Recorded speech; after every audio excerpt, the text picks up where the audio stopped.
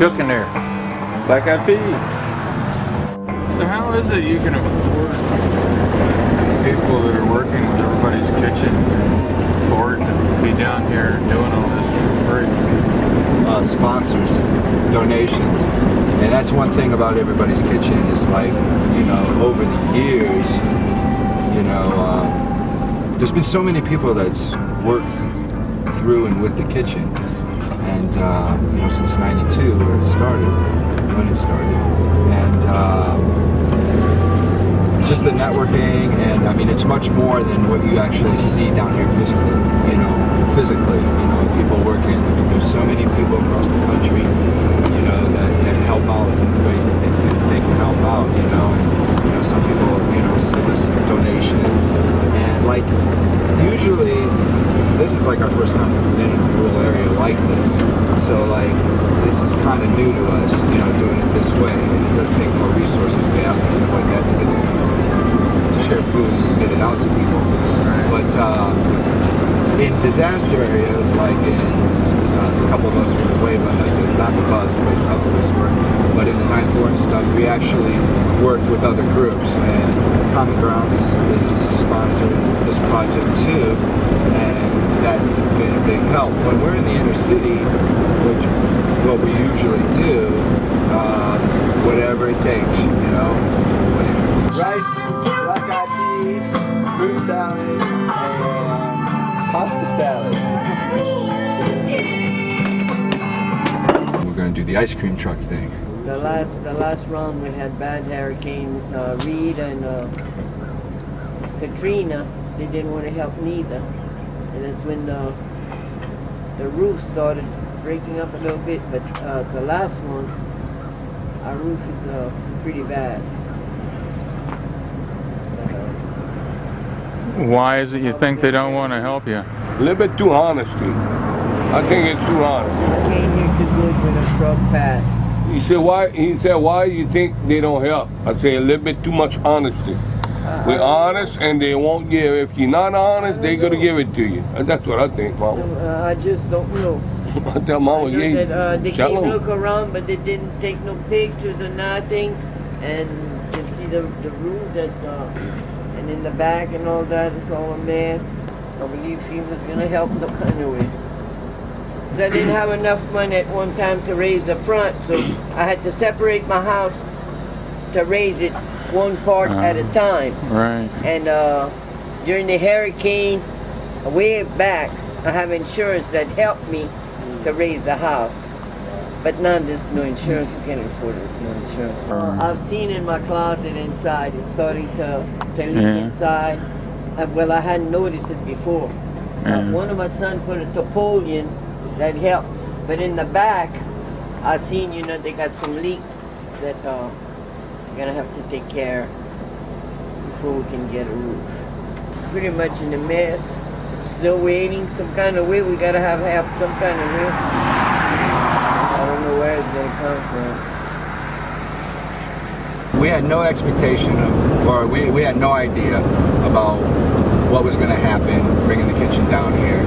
And we actually really thought like it was gonna be like, you know, 1,000, 1,500, whatever, like a political demo or like previous work we've done in New Orleans and Waveland, stuff like that. But it's a rural area, so we're only talking about a couple hundred meals a day that we're doing here. But on this run right here is one of two runs. We're going down Point O'Shea onto the island, which has been devastated. The other run is heading to Dulac, and they got more higher numbers, and then of course people come to the buses and get meals too. It's not looking too good right now. Not looking too good. I stayed for one hurricane. I don't remember what was the name of it, but it was bad. I thought the house was going to leave, man, and me in it. That's how bad it was. Well, how long do you think the island is going to be there? Let's go. Let's go. Next hurricane that comes, if it's a big one, I'm going to wipe that out. The road is just about gone. One side of it is all gone. I can remember when they didn't have no road at all down there. I can So you remember. had to boat in and out of the island? Yeah, we had to go with a boat. And if we had to go to the doctor, that's how long it took. Then it was a little putt-putt, not something that goes fast, you know. Right. It was some good days in a way though, because nowadays you make $100, but it still doesn't seem like you was making $10 back then, you know. Right. I started working $10 a day on the oyster boat. That's what it was, you know. One plate goes to the old man. Yeah. But it's okay, I can take all three. I can run the one and put it on the table. Okay, go ahead and do that. Just do that. You doing all right today? Yeah, doing good in here. This is a pleasure that, you know, they're bringing us some plate lunch and good stuff to eat, you know. It helps us out a lot. Yeah, I remember coming out some days when it's like the weather's pretty bad and this water would just be shooting over the road. These people here are in wheelchairs, so you know, run it up to them.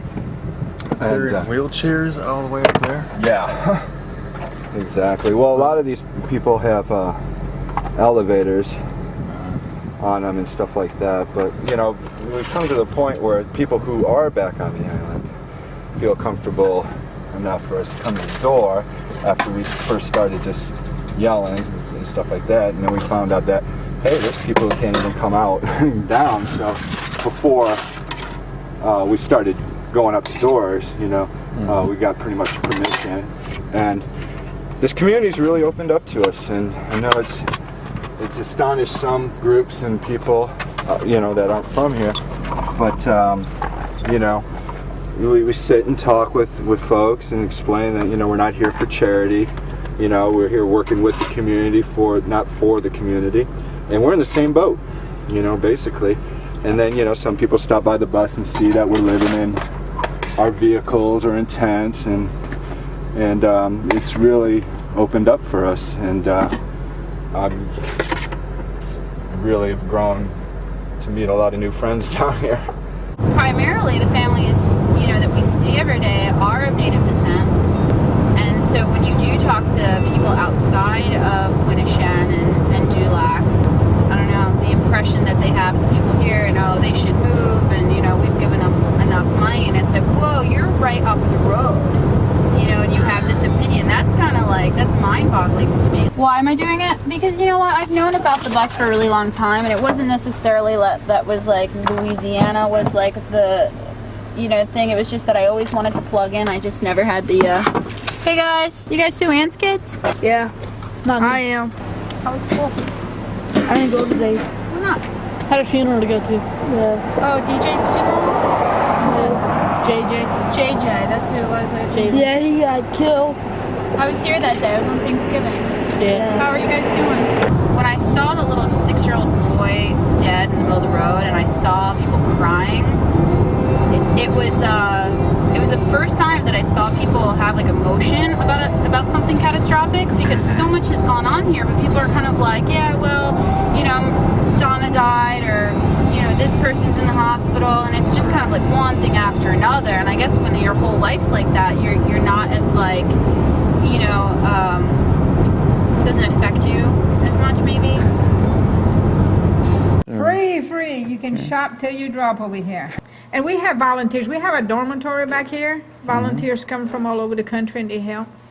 Oh, yeah? We have a nice dormitory that's brand new that the water never touched, yeah. You can have 40 volunteers. 20 on each side. There's a men's side and a ladies' side. So It's not like they have like money saved up that they could move somewhere.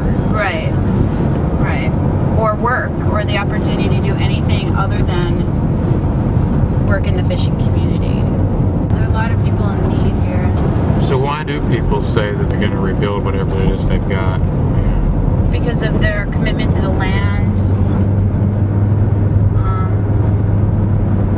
It's all that they have. You know, I think Ann said it best, and it's like, well, if your life is cooking and sharing food, you know, then you're going to do anything to be able to fulfill that. And it's like, if your commitment is to the land that you live on, you know, that's why you're living, then of course you're going to rebuild. I mean, also there's very good possibility that there's just nothing else for them to do. In a couple of years, you know, this might be a big body of water. You never know. With that kind of prospect for the future, why don't people just move somewhere else? Like I said before, man, this is their home. You know, this is my home. You know, I've been living here for almost 18 years. You know, but this was actually built on an old Indian reservation of the homeless Indians. You know, we were ran out from our home before. People actually came and took our land, and that's why we came here. Right. To settle our own, to have our own beliefs, our own land, our own property or whatever. But we don't want to do it. We don't want to go through that again. Mobile broadcast news. Which is good that we're here to share food, because that's just, you know, everyone. Simple. Yeah. Yeah, everybody needs to eat. Like we said on the Bayou, utilising le bon temps roulé, let the good times roll. We're having a seafood gumbo tomorrow.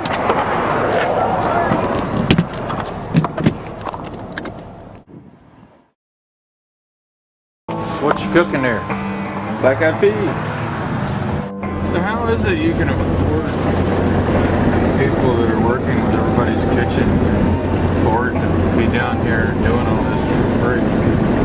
Sponsors, donations, and that's one thing about everybody's kitchen is like, you know, over the years, you know, there's been so many people that's worked through and with the kitchen, and you know, since '92 when it started, and